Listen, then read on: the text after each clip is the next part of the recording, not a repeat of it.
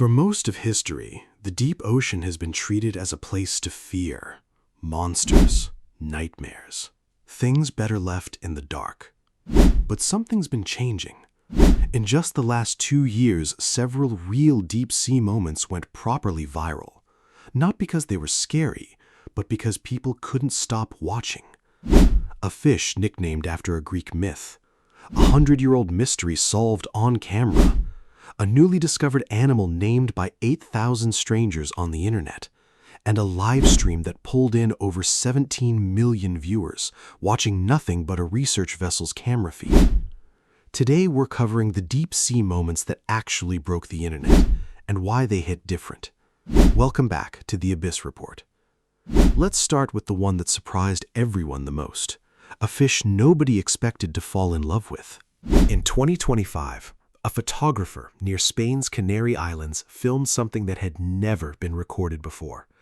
A black sea devil anglerfish, the same family of fish famous for glowing lures and nightmare jaws, swimming near the surface in full daylight. This species normally lives between 600 and 2,000 feet down in permanent darkness. Nobody had ever filmed one alive near the surface in the sun. The video spread fast, but what happened next wasn't fear, it was empathy. People online nicknamed her Icarus, after the Greek myth of flying too close to the sun. Some called her a feminist icon, others mourned her like a tragic character in a story. Scientists don't fully know why she surfaced, possibly illness, possibly disorientation, but the reaction revealed something bigger.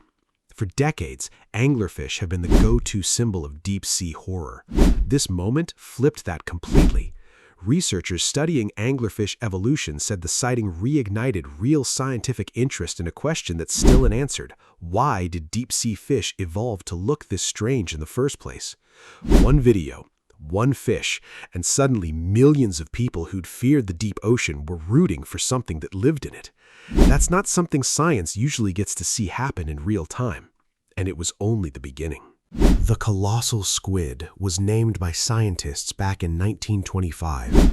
For the next 100 years, nobody ever saw one alive. Everything we knew came from remains pulled out of whale stomachs or dying adults tangled in fishing lines. Then, in March 2025, a remotely operated vehicle drifted 600 meters down near Antarctica.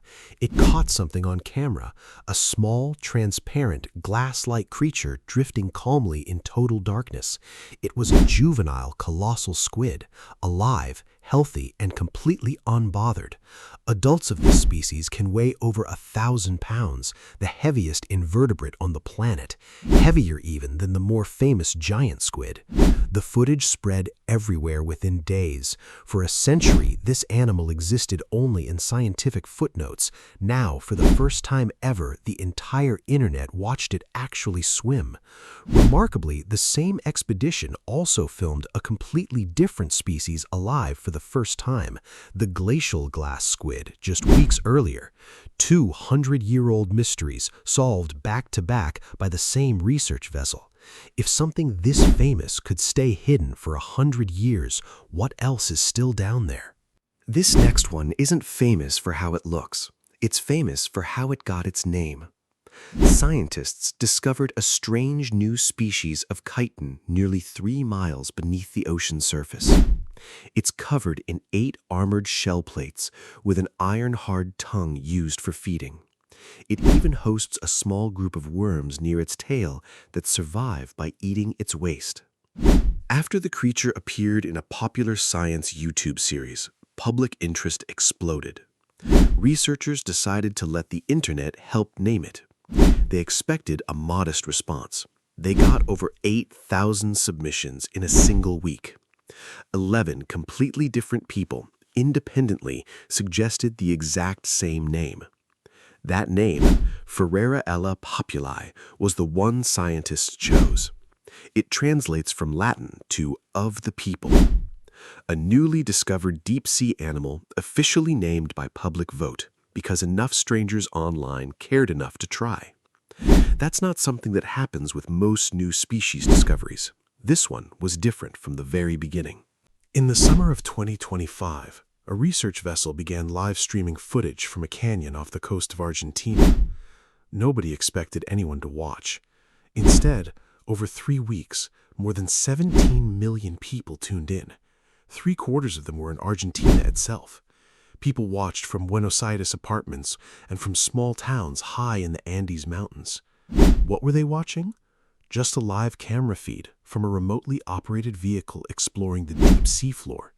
Fluorescent octopuses, glowing sea cucumbers, a pink sea star that looked almost exactly like a cartoon character, and, on rare occasions, the giant phantom jellyfish, a deep-sea species with a bell just 3 feet wide, but arms that trail over 30 feet long. It has no stinging tentacles at all. It simply wraps prey in its long ribbon-like arms. It's been seen fewer than 100 times in the past 100 years. For 3 weeks, a live stream of the ocean floor became one of the biggest media moments in the country. One scientist compared the excitement to watching a moon landing. A young boy was even filmed at home, pretending to pilot his own deep-sea rover with a flashlight and a net. Millions of people glued to a live feed of total darkness, hoping something strange would swim into frame. Not because they were told to be scared, but because, for the first time, a lot of people found the deep ocean genuinely wonderful instead. And once you've felt that, it's hard to go back to just fearing it. A fish nicknamed after a myth. 100-year-old mystery solved on camera.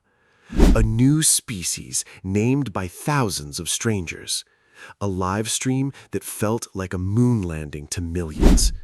None of these moments happened because someone tried to manufacture a viral hit. They happened because the deep ocean, left alone to just be itself, turned out to be more compelling than anything anyone could script. For most of history, we treated the abyss as something to fear.